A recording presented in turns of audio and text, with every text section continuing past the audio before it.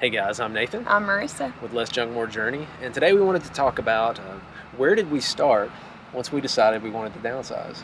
And downsizing can mean different things for different people, and we're just going to talk about our journey and how we got to where we are. You don't have to be as extreme as to sell your house, move in a camper, to downsize.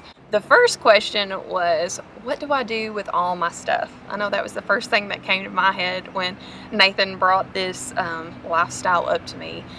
My stuff. And that's still a struggle, I think, especially for stuffaholics like myself. It's a struggle constantly of bringing stuff in and having to move stuff out.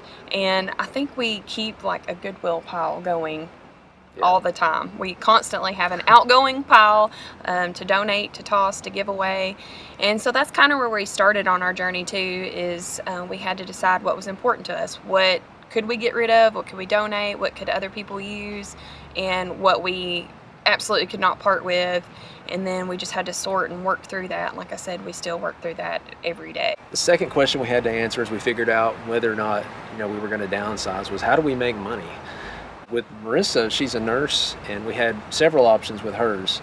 We wanted to travel, but both our families were here in town, so we still wanted to be in town some too. So she went part-time at her work, or PRN, where she could kind of determine, put down when she wanted to work. And we lost our insurance by doing that, but she made 40% more per hour by doing that. And when I did the numbers on the insurance and everything, that extra money she made more than covered what the insurance was going to cost us. For me, I own my own business here in town as well. And so if you have your own business and you are the business, it's a good step to just find ways to replace yourself, basically. Get yourself out of that picture so you have the flexibility and the freedom to be able to be on the road more and still be able to make money. The next question that came to my mind was, what is everyone going to think? Obviously, this is a different kind of lifestyle, and I thought that people would look at us like we were crazy, and we did get some of those looks, and we still get some of those looks. Gypsies.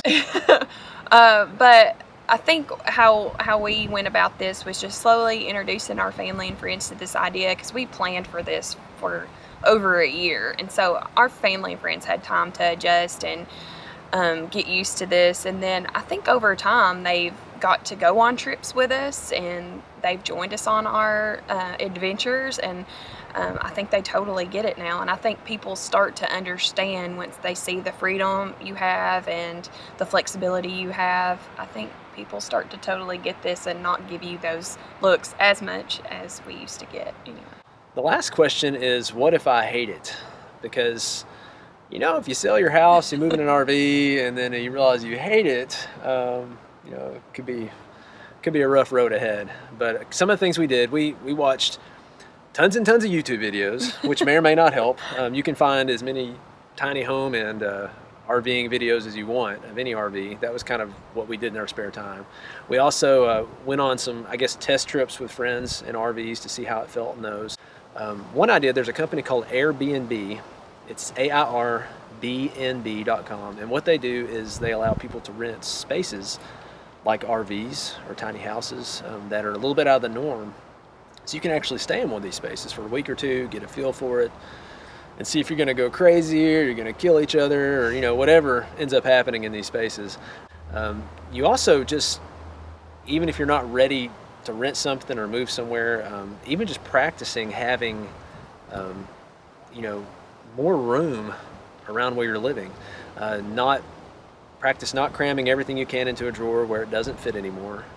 The closet, practice using half the closet. This was, we talked about this and we practiced this, and I don't know if we ever got too good at using. Well, we started she had a closet that was a room. We hadn't had our kid yet, so we had racks all the way around the room for her clothes. And then we downsized. We moved it from the room into it only taking up the entire wall of our bedroom in a closet we built. And then we went from that into a closet. I'm not kidding. It's not any wider than my shoulders. We have two of those. I'm allowed two hangers, 3 if I'm good. So, but you can practice downsizing. Whether clothes are your thing or kitchen stuff or whatever it is. Only use half your drawers, half your your closet space. Practice doing that, and downsizing that way can really prepare you mentally and emotionally for what might be a smaller space later on. So if you do totally hate it, then worst case, you just go back to living the way you were.